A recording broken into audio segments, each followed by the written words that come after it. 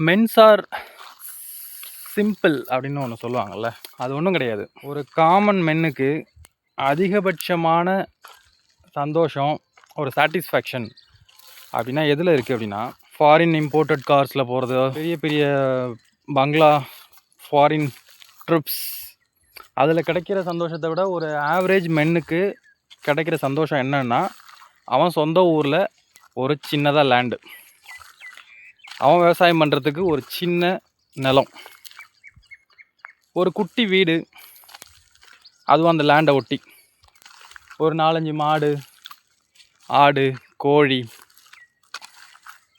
சாயங்காலத்தில் ஒரு நிம்மதியாக ஃபேமிலியோட ஒரு டைம் ஸ்பெண்ட் பண்ணுறது, ஒரு டீ குடித்தா கூட அவன் சொந்த வீட்டில், அவன் சொந்த நிலத்தில், அவன் குடும்பத்தோட டைம் ஸ்பெண்ட் பண்ணி குடிக்கிறது தான் ஒரு ஆவரேஜ் மென்னோட அதிகபட்ச சாட்டிஸ்ஃபேக்ஷன் லெவல்.